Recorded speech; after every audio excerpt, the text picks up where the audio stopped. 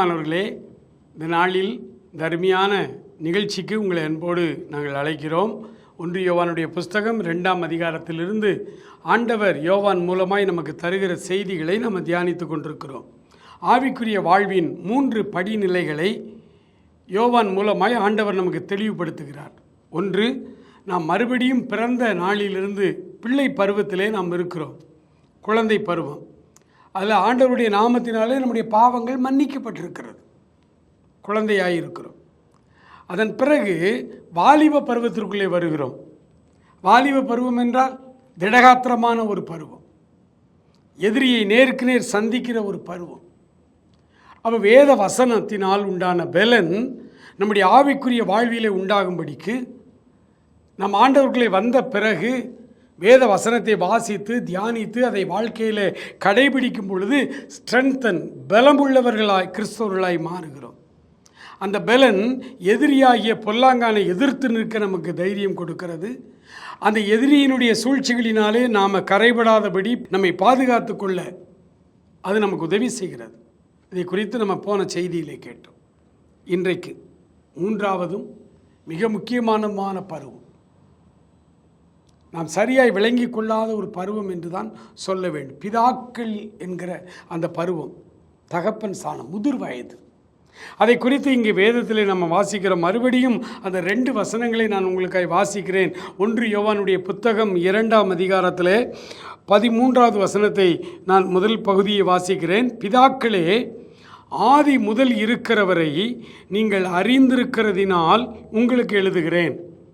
14வது வசனம் அதே மாதிரி முதல் பகுதி, பிதாக்களே, ஆதி முதல் இருக்கிறவரை நீங்கள் அறிந்திருக்கிறதினால் உங்களுக்கு எழுதியிருக்கிறேன். இதுதான் கிறிஸ்தவ ஆவிக்குரிய வாழ்வின் முதிர்ச்சி அடைந்த பருவம்.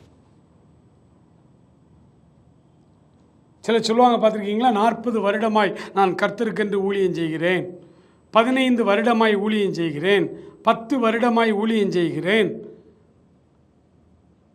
ஆண்டவருடைய ஊழியத்தை யார் செய்ய வேண்டும் என்றால் பிதாக்கள் என்கிற அந்த நிலைமையிலே உள்ளவர்கள். அதான் முதிர்ச்சி அடைந்த நிலைமை. வாலிபர் பருவத்திலிருந்தே நம்ம ஆண்டவருக்கு ஊழியம் செய்யணும். நான் சொல்கிறது உலக பிரகாரமான வாலிப பருவம் அல்ல, ஆவிக்குரிய ரீதியான வாலிப பருவம். ஒரு மனிதர் 50 வயதில் 60 வயதில் தான் ஆண்டவரை ஏற்றுக்கொண்டார் என்றால் அவருடைய ஆவிக்குரிய குழந்தை, அவருடைய உள்ளான மனிதன் அவன் பிறந்த குழந்தையைப் போல தான் இருக்கிறார். சரீரத்திற்கு தான் 60 வருடம் வயதாகி இருக்கிறது. உள்ளே அவர் குழந்தை தான். குழந்தையைப் போல தான் பைபிள் வாசிப்பார், குழந்தையைப் போல தான் யோசிப்பார், குழந்தையைப் போல தான் பேசுவார். ஆவிக்குரிய காரியத்தில் அவருக்கு அவ்வளோதான் புரியும். அதன் பிறகு அவர் வசனத்தை வாசித்து ஜெபித்து உபவாசித்து வேத வசனங்களை வாழ்க்கையிலே அபியாசப்படுத்த கைக்கொள்ள தான் வாலிப பருவத்தில் வாலிபனாய் அவர் மாறுவார். அதன் பிறகு தேவனுடைய வார்த்தைகளிலே அவர் முதிர்ச்சி அடைந்த பருவத்திற்குள்ளே வரணும். நான் புருஷனான பொழுதோ குழந்தைகளுக்கு ஏற்றவைகளை ஒழித்து விட்டேன், பவுல் அப்போஸ்தலன் சொல்லுகிறார். அப்போ பிதாக்களுடைய பருவம் என்கிற அந்த பருவத்திற்கு வேதம் தருகிற அல்லது ஆண்டவர் தருகிற காரியம், ஆதி முதல் இருக்கிறவரை நீங்கள் அறிந்திருக்கிறதினால். ஆண்டவரை அறிந்து கொள்ளும் அறிவு. அதனால தான் பிலிப்பியருக்கு எழுதும் பொழுது பவுல் எழுதுகிறார்,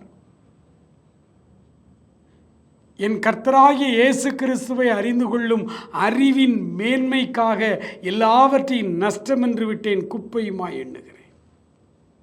எனக்கு லாபமாய் இருந்தவைகள் எவைகளோ அவைகளை எல்லாமே என் ஆண்டவரை அறிந்து கொள்வதற்கு இடைஞ்சலாக இருக்கிற எல்லாவற்றையும் நான் தூக்கி தூர போட்டேன்.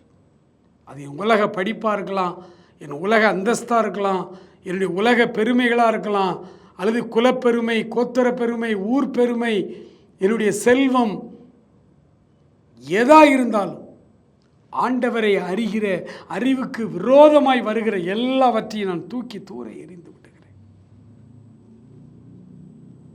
அது ஆண்டவரை அறிந்திருக்கிற பருவம். குழந்தையா இருக்கும்போது ஒரு சின்ன குழந்தை, பிறந்த குழந்தை, அது கொஞ்சம் ஒரு 3 வயசு 4 வயசு அல்லது அப்புறம் 1ஆம் கிளாஸுக்கு போகுது. சக மாணவன் அடிச்சிட்டான். டீச்சர்கிட்ட போய் சொல்லும். இதெல்லாம் 1ஆவது வகுப்பில் நம்ம பார்க்குற காரியங்கள். அப்புறம் 1ஆம் வகுப்பு 2ஆம் வகுப்பு 3ஆம் வகுப்பு வரும்பொழுதெல்லாம் இந்த பசங்க டீச்சர் என் பேனாவை எடுத்துக்கிட்டான், டீச்சர் என் டியூன் பாக்ஸை பிடுங்குறான், டீச்சர் இவன் என்ன இப்படி பேசுகிறான், இப்படிதான் கம்ப்ளைண்ட்ஸ் வரும். சில பிள்ளைகள் அதே வயது பிள்ளைகள் கொஞ்சம் இந்த பிள்ளைகளை அடிச்சிடும். நம்ம பிள்ளை அழும். குழந்தை பருவம் ஆவிக்குரிய ரீதியாக ஆண்டவருக்குள்ளே மறுபடியும் பிறந்த ஒவ்வொருவருமே என்ன நடந்தாலும் உடனே ஆண்டவர்கிட்ட அழுவோம். ஆண்டவர்கிட்ட சொல்லுவோம், ஆண்டவரே எனக்கு ஏன் இப்படி பிரச்சனை, உடனே அழுவோம் ஆண்டவர்கிட்ட. அவர் நம்முடைய அப்பா அம்மாவை போல தான். அவர் அமைதியாக கேட்டுக்கிட்டு இருப்பார், மகிழ்ச்சியாக இருப்பார். நாம் அவர்கிட்ட பேசுகிறதே அவருக்கு மகிழ்ச்சியாக இருக்கும். நம்ம என்ன பேசுகிறோங்கிறது இல்லை, அப்பாட்ட பேசுகிறதே அப்பாவுக்கு ரொம்ப மகிழ்ச்சியாக இருக்கும். குழந்தை முத அப்படி தவண்டு வந்து அப்பா அம்மா அப்படின்னு இந்த ஒரு வார்த்தையை சொல்லும் பொழுது இந்த பெற்றோர் அடைகிற ஆனந்தம் இருக்கிறதே, அதே போல தான் நம்முடைய ஆண்டவராக இயேசு கிறிஸ்து. நம்மளை ஒருத்தன் அடிச்சுட்டான், ஒரு பிரச்சனை ஆகிட்டுன்னா நம்ம அழுத உடனே அவருக்கு ரொம்ப மகிழ்ச்சியாக தான் இருக்கும். மகிழ்ச்சியோடு அவர் நம்மை பாதுகாப்பார். வாலிபனாக வந்துடுறோம், எதிர்த்து அடிக்கிற நிலைமைக்கு வந்துட்டோம். எதிர்த்து சண்டை போடுற நிலைமைக்கு வரும்பொழுது இப்போ அப்பா நியாய தர்மத்தை பற்றி பேசுவார். டே நீ செய்தாண்டா தப்பு, அவன் சரியாக தானே பேசியிருக்கான், நீ ஏன் போய் அவனை அடித்த, உனக்கு அவ்வளோ கோபம் வருது என்ன? நியாய தர்மங்களை அலசி சொல்கிற ஒரு பருவத்துக்கு வந்துட்டோம். ஆவிக்குரிய ரீதியிலும் அதே போல தான். குழந்தையாக இருக்கும் பொழுது ஆவிக்குரிய வாழ்வில் நமக்கு ஒரு பிரச்சனை இல்லை. எப்போ ஜோம் பண்ணாலும் நம்மளுக்கு அற்புதம் நடக்கும்.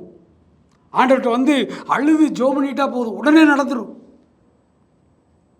ஆனால் வாலிபனாய் வரும் பொழுது உடனே எல்லாம் நடக்காது.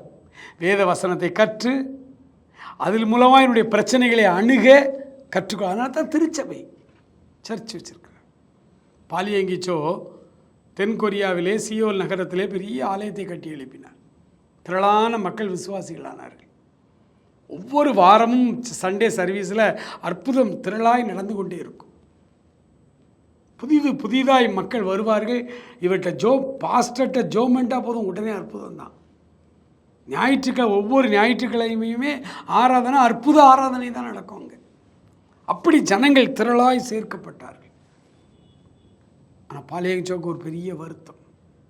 அவருடைய ஆலயத்திலே பல ஆண்டுகளாக அங்கத்தினராக இருக்கிற சில மூப்பர்கள் வியாதியோடு இருக்கிறார்கள். அவர்களும் வாரம் ஜெபம் பண்ணுறாங்க பாஸ்டர்கிட்ட. ஆனால் அவங்களுக்கு ஜெபம் அந்த அற்புதம் நடக்கவே இல்லை. பாலியங்கிச்சோக்கு ரொம்ப ஒரு வேதனை. என்ன ஆண்டவரே, ஒவ்வொரு வாரமும் புதுசாக வர்றான், பெரிய வியாதியோடு வர்றவங்கெல்லாம் நான் ஜெபம் பண்ண உடனே நீங்கள் சுகமாக்குறீங்க, அவன் சந்தோஷமாக போகிறான், அதன் பிறகு சபைக்கு வந்து சேர்றான். சபையிலேயே ஒழுக்கமாக உத்தமமாக பைபிள் வாசித்து ஜெபம் பண்ணி இவ்வளோ காலம் இருக்கிற இந்த மூப்பர்கள் எவ்வளோ ஜெபம் பண்ணுறேன், ஏன் இவங்களுக்கு சுகமாகலை?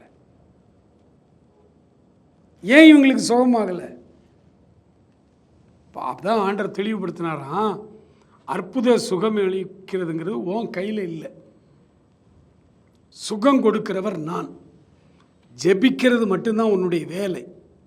நீ கரம் வைத்து ஜெபிக்கும் பொழுது யாரை குணமாக்கணும், யாரை எப்போ குணமாக்கணும்னு எனக்கு தெரியும். சொன்ன உண்மைதான் ஆண்டவரே, அவங்களுக்கு ஏன் சுகமாகலை?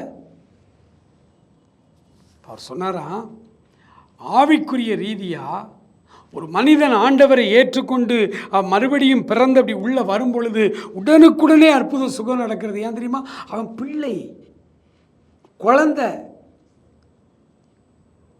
சின்ன குழந்தை அம்மா மடியில் உட்காந்துக்கிட்டு கடையில் எதை கேட்டாலும் வாங்கி கொடுப்பா,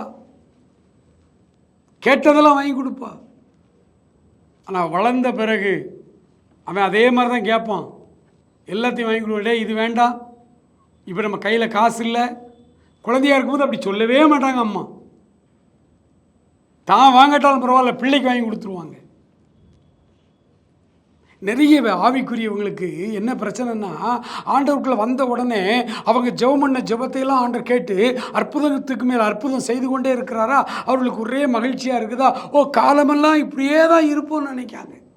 ஆனால் ஒரு கட்டம் வரும்பொழுது அற்புதங்கள் நடக்கிற மாட்டேக்கு இப்போ யோசிக்கிறாங்க, என்ன நம்ம ஜெபம் சரியில்லையோங்காங்க. முதல்ல நாம் இது ரகசியமாக தப்பு பண்ணிட்டோமோன்னு யோசிக்கிறாங்க. அல்லது அந்த ஊழியக்காரர் தான் எப்போதும் போய் ஜெபம் பண்ணுவேன், அவர் ஜெபிக்க ஜெபிக்க அற்புதம் நடக்கும், இப்போ அவர் ஜெபம் பண்ணுறாரு, அற்புதம் நடக்க மாட்டேங்குது, அப்போ அந்த ஊழியக்காரர் விழுந்துட்டாரோன்னு அவர் மேலே குறை சொல்கிறாங்க. இல்லை, நீங்கள் வளர்ந்திருக்கிறீர்கள். நீங்கள் குழந்தையாக இருக்கும்போது ஒரு 5ஆம் கிளாஸு 4ஆம் கிளாஸு 3ஆம் கிளாஸ் படிக்கும்போது, அதாவது 8 வயசு 9 வயசில் பொருட்காட்சிக்கு போனீங்கன்னா நீங்கள் கேட்டதெல்லாம் வாங்கி தருவாங்க. அது கொஞ்சம் வேஸ்ட்டு, செலவு தான் ஆகும். நீங்கள் வாங்கின பொருளை மறுநாளே பிச்சு போட்டுருவீங்க. அது வீட்டில் வேஸ்ட்டு தான் அந்த பைசா தெரியும் அப்பா அம்மாவுக்கு, ஆனாலும் வாங்கி கொடுப்பாங்க, ஏன்னா பிள்ளை கேட்டுருச்சு. ஆனால் அதே குழந்தை ஒரு 8ஆம் கிளாஸு 9ஆம் கிளாஸ் வரும் பொழுது, அதே பொருட்காட்சிக்கு வரும் பொழுது அவன் கேட்குறதெல்லாம் நம்ம வாங்கி கொடுக்க முடியாது. அது பிறகு இது சின்ன பையனடா நீ, இன்னும் அந்த பொம்மையை வச்சு விளையாண்டுக்கிட்டு இருக்க போகிற,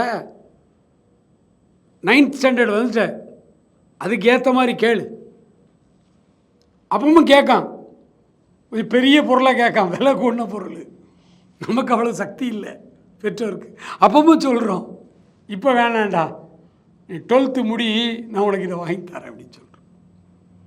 வீடுகளில் அன்றாட நடக்கிற இப்படி ஆவிக்குரிய வாழ்வினுடைய பிரதிபலிப்பு தான் உலக வாழ்வு. அப்போ ஆவிக்குரிய வாழ்வில் நம்ம வாலிபர்கள் ஆகும் பொழுது ஆண்டவர் உடனுக்குடனே எல்லாத்தையும் செய்கிறதில்லை. அவர் நம்முடைய அறிவுக்கு தக்க, நம்முடைய புரிந்து கொள்ளுதலுக்கு தக்க, நமக்குள் இருக்கிற விசுவாசத்துக்கு தக்க இன்னும் வேலை நடக்கு. இப்போ ஆண்டவர் சொன்னாரா அந்த பாலியங்கிச்சோ பாஸ்டர்கிட்ட, அந்த மூப்பர்கள்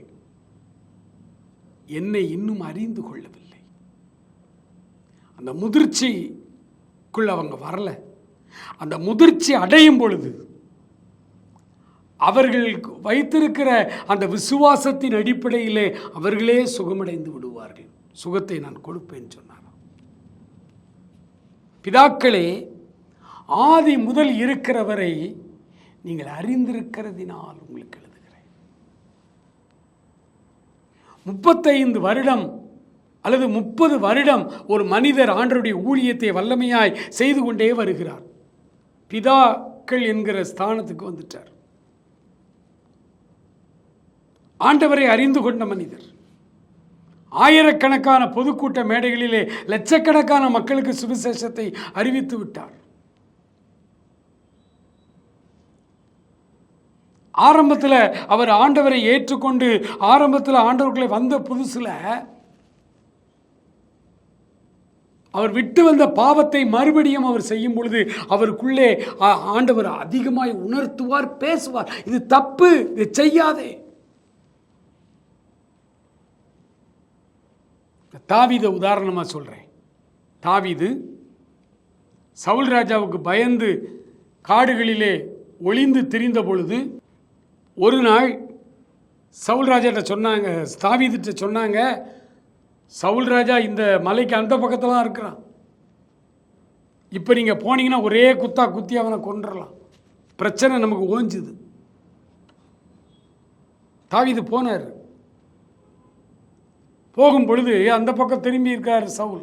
தாவீது வந்தது அவருக்கு தெரியாது. பெரிய அங்கி அவங்க போட்டிருப்பாங்க அந்த காலத்தில். அந்த அங்கி கீழே கிடக்கு. அந்த வஸ்திரத்தின் தொங்கல்னா லாஸ்ட் பகுதி, அந்த வஸ்திரத்தின் தொங்கலை என்ன செய்தாரா, தன்னுடைய உடைவாளை எடுத்து அறுத்து கொண்டார். பைபிள், தமிழ் பைபிள் அழகாக போட்டிருக்கு, தாவீது சவுலினுடைய சால்வையின் தொங்கலை அறுத்து கொண்டது நிமித்தம் அவன் உள்ளம் படபடபடவென்று அடித்தது. தப்பு செய்யும்போது நமக்கு உணர்வு வருகிறது, படபடபடபடன்னு அடிக்குது. தப்பு, கர்த்தர் அபிஷேகம் பண்ண மனுஷன் தொடாத, நல்லவே இல்லை. ஆனால் கர்த்தர் அபிஷேகம் பண்ணிட்டுருக்கார், தொடாத, உள்ளம் படபடபடன்னு அடிக்குது. இதே தாவீது வளர்ந்துன்னா ஆவிக்குரிய ரீதியாய் வளர்ந்து வாலிப பருவத்தையும் தாண்டி பிதாக்கள் என்கிற பருவத்துக்கே வந்து விட்டார். ஒரு நாள் சாயங்காலம் உப்பரிகையிலே உலாத்தி கொண்டிருந்த பொழுது தூரத்திலே ஸ்நானம் பண்ணுகிற ஒரு ஸ்திரீயை கண்டு இச்சித்து அவளை தனக்கு மனைவியாய் அடைந்து கொள்ள கொலை செய்கிறார், திட்டம் தீட்டுகிறார். இப்போ உள்ள படபடன்னு அடிக்கல.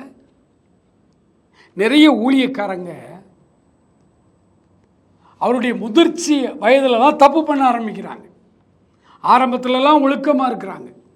ஏன்னா பிள்ளை பருவத்தில் இருக்கும் பொழுது சின்ன சின்ன தப்பு செஞ்சாலும் உள்ள படபடன்னு அடிக்கும், மயக்கம் வர்ற மாதிரி இருக்கும். அவங்களுக்கு மனசாட்சி உறுத்தும். ஆண்டவர் தெளிவாய் பேசுவார், வாலிப பருவத்திலையும் பேசுவார்.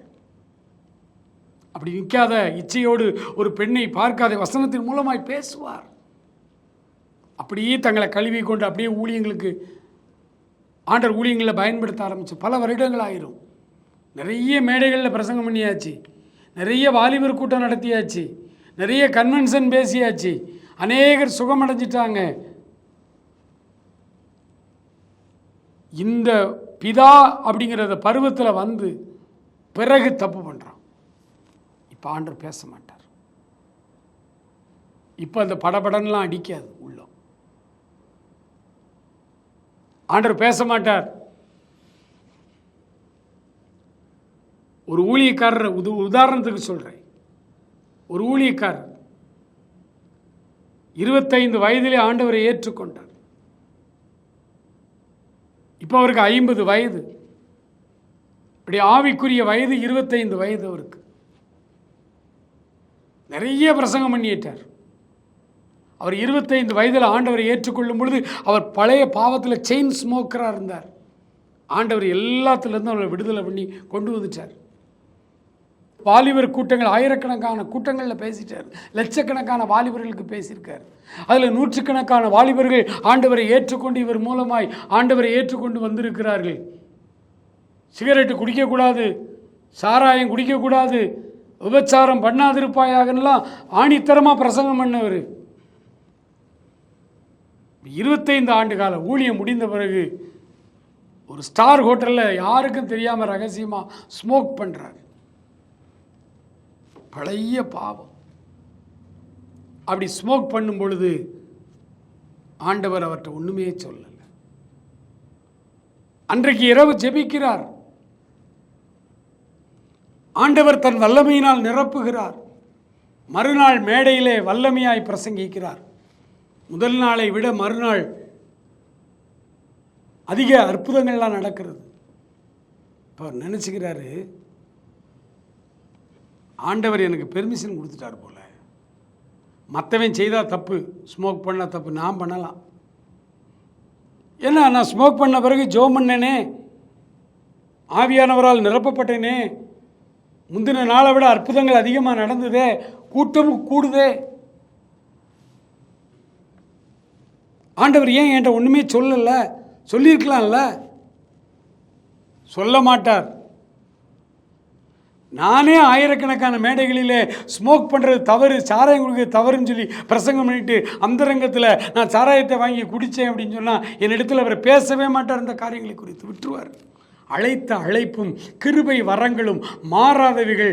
ஆண்டவர் நம்மை பயன்படுத்த வேண்டிய அந்த ஊழியங்கள் எல்லாம் பயன்படுத்துவார். கடைசியில் நம்மளை தூக்கி நரகத்தில் தூக்கி வீசிட்டு போயிடுவார். கவனம்.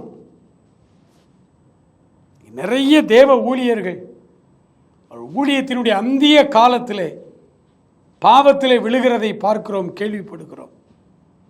உபதேசங்களிலே கோளாறுகள் வருவதை பார்க்கிறோம், கேள்விப்படுகிறோம், கேட்கிறோம். அவர்கள் என்ன சொல்லுகிறார்கள்? இது தப்பல்லவா, ஏன் இப்படி செய்றீங்க அப்படின்னா, இல்லையே அப்படின்னா ஆண்டவர்கிட்ட சொல்லியிருக்கலாம்ல.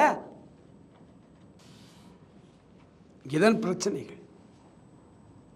இந்தியாவினுடைய காலஞ்சென்ற பரிசுத்தவான் தியோடர் வில்லியம்ஸ், அவர் அவ்வளோ பெரிய பரிசுத்தமான மனிதர். அவர் எழுதின புஸ்தகங்கள் இன்று வரை ஆயிரக்கணக்கான தேவ பிள்ளைகளுக்கு ஆசீர்வாதமான புத்தகங்கள். ஒரு சிறந்த தியாலஜியன். தியோடர் வில்லியம்ஸ் ஐஎம் என்கிற ஸ்தாபனத்தினுடைய தலைமை பதவியிலே இருந்தவர். அவருடைய பிரசங்கம் லட்சக்கணக்கான மக்களுக்கு ஆசீர்வாதமாக இருந்தது. இந்தியாவில் அயல் நாடுகளில் எல்லாம் போய் பேசினார். ஃபீபா ரேடியோவில் வேத பாடங்களை நடத்தினார். தன்னுடைய அந்திய காலத்திலே தன்னுடைய அலுவலகத்தில் உள்ள ஒரு பெண்ணோடு அவருக்கு ஒரு கள்ள தொடர்பு வந்தது.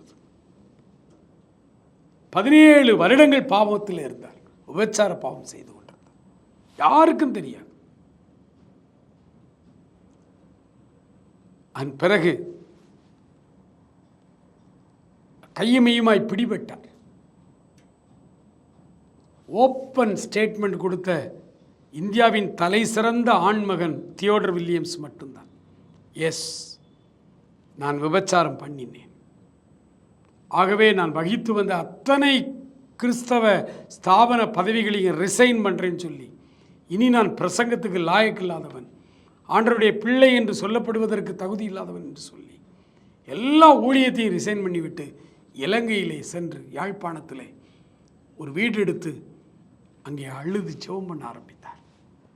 ஆண்டவரே, நான் ஒரு பாவி, என்னை மன்னியும் என்று. பல மாதங்கள் ஜெபம் பண்ணினார்.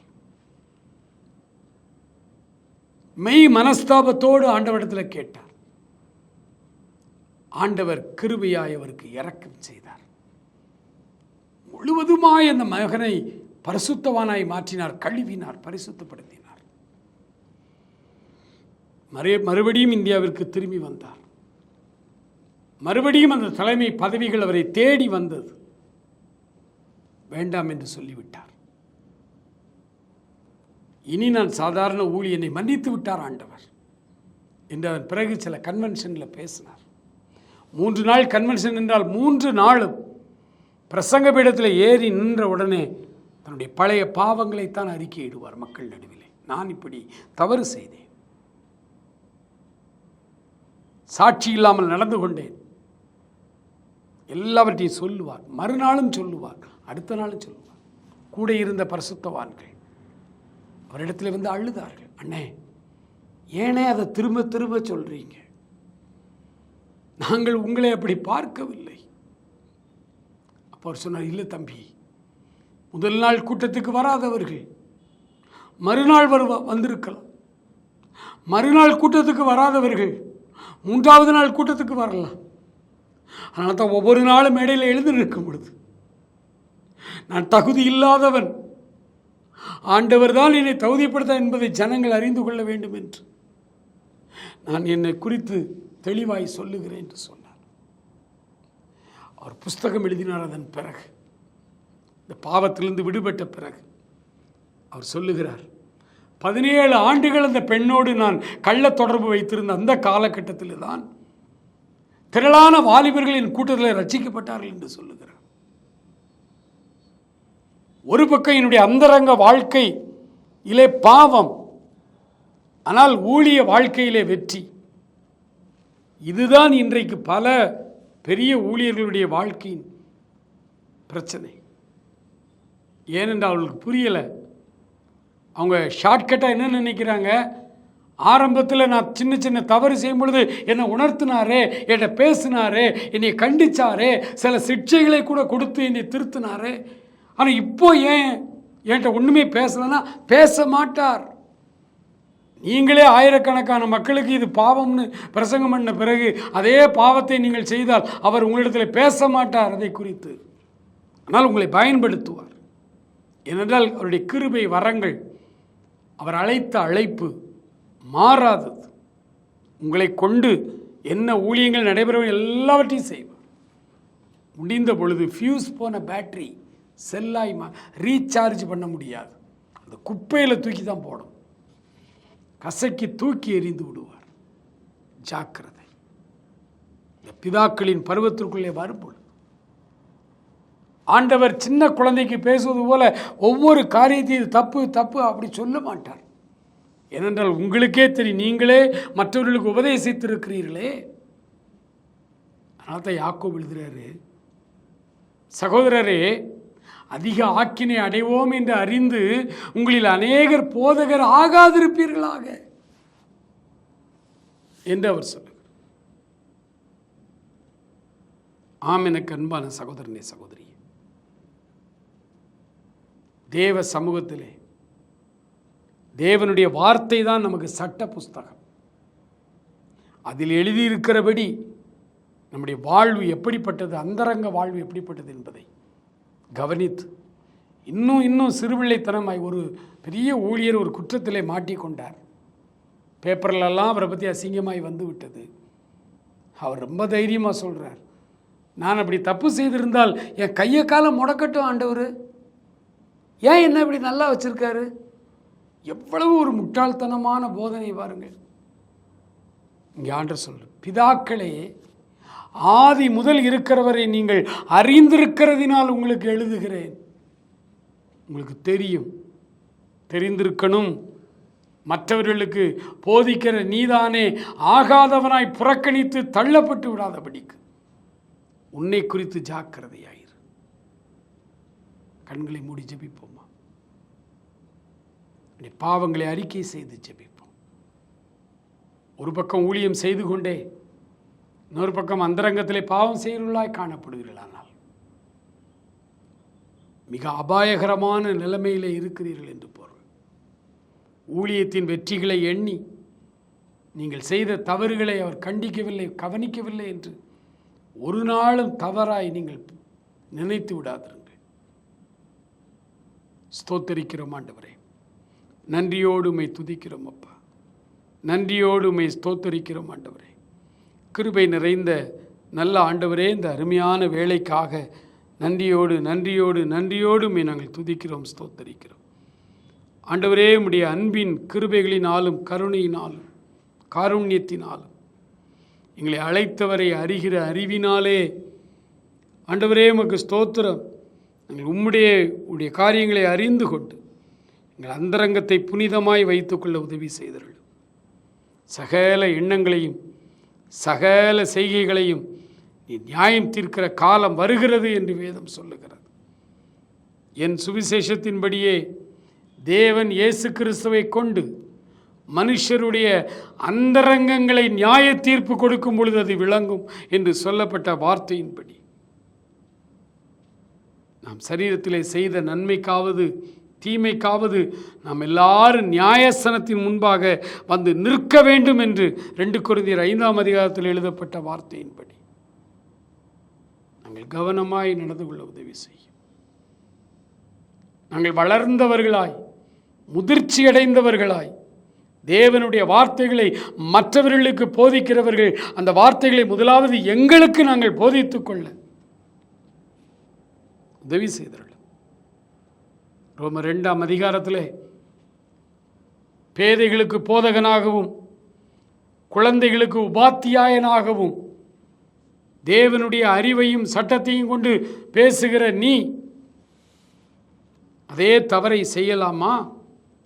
களவு செய்யக்கூடாது என்று பிரசங்கிக்கிற நீ களவு செய்யலாமா? வார்த்தைகளை விளங்கிக் கொண்டு பிதாக்களை போல முதிர்ச்சி அடைந்தவர்களாய் நடந்து கொள்ள எங்களுக்கு உதவி செய்தார்கள். ஆசீர்வதியும் காத்துக்கொள்ளும் வழி நடத்தும். இயேசு கிறிஸ்துவின் நல்ல நாமத்தில் ஜெபிக்கிறோம் எங்கள் அருமை பிதாவே. ஆமேன், ஆமேன்.